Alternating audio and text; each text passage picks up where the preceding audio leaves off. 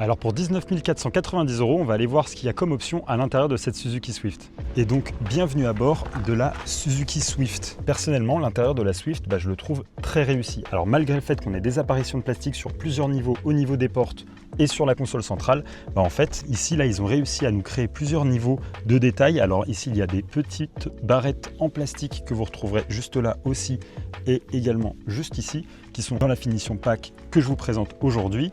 Mais là, ce qu'on veut voir, nous, surtout, c'est les options. Alors oui, il y a plein d'options qui sont imposées par les normes européennes, et donc ça fausse un petit peu mon engouement pour toutes les options qu'elle embarque, mais elle fait tout très bien. Bon allez, je m'explique.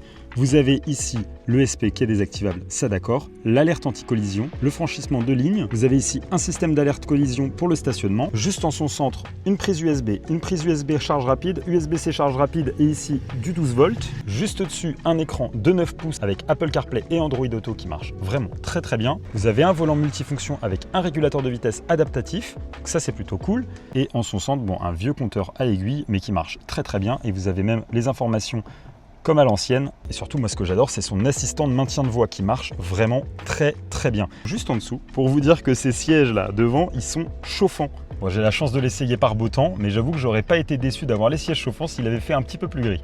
Alors à l'arrière, malheureusement, ça restera un peu plus sombre qu'à l'avant. On ne profite pas de tous ces éléments en blanc cassé. Du coup, on a quand même le sentiment d'être assez écrasé. Heureusement qu'il y a le toit en clair qui vient éclaircir l'ensemble. Les portières font un peu plastique. C'est un peu dommage qu'on n'ait pas récupéré le côté blanc qui est à l'avant, qui était très joli.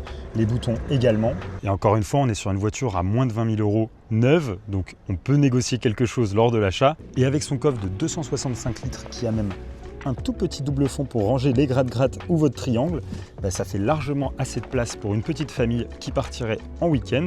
Et alors vous, est-ce que vous êtes convaincu par les options de cette petite citadine? N'hésitez pas à me le dire en commentaire et à vous abonner pour encore plus de contenu automobile.